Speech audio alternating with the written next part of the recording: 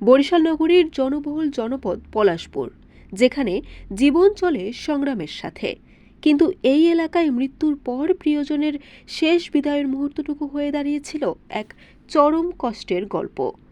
জনবহুলপূর্ণ এই জনপদে কেউ মারা গেলে তাকে শেষ গোসল করানোর মতো ছিল না কোনো নির্দিষ্ট স্থান। সংকীর্ণ গলি আর ছোট ঘরের আঙিনায় অসহায় অবস্থায় মৃত স্বজনকে গোসল করানো হতো। ধর্মীয় ও মানবিক এই সংকট নিরসনে এবার এগিয়ে এসেছেন বরিশাল মহানগর যুবদল নেতা রাজু খন্দকার। তার ব্যতিক্রমী এক উদ্যোগে বদলে যাচ্ছে পলাশপুরের এই চিরচেনা সংকট।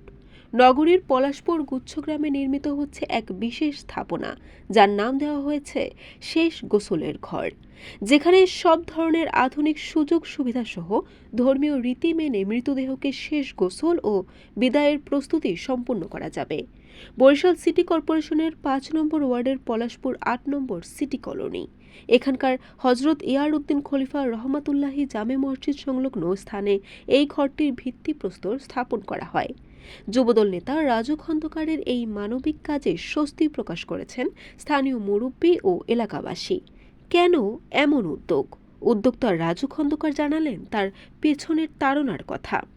বিশেষ করে আমাদের এই জায়গার পরিমাণ কম থাকার কারণে মানুষের গোসল করানোর জায়গা থাকে না, তারপর মারা গেলে রাখার জায়গা থাকে না।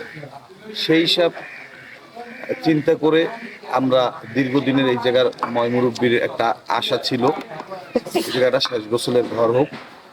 সেই জায়গা আমরা সবাই সম্মিলিতভাবে একটি শেষ গোসলের ঘরের কাজ আজকে উদ্বোধন করলাম এলাকার ময়মুরব্বীদের। মানুষের জীবন যেমন সংগ্রামের, তেমনি শেষ বিদায়টুকু যেন হয় সম্মান আর মর্যাদাপূর্ণ। রাজু খন্দকারের এই ছোট উদ্যোগটি সমাজসেবার এক অনন্য দৃষ্টান্ত হয়ে থাকবে, এমনটাই প্রত্যাশা পলাশপুরবাসীর।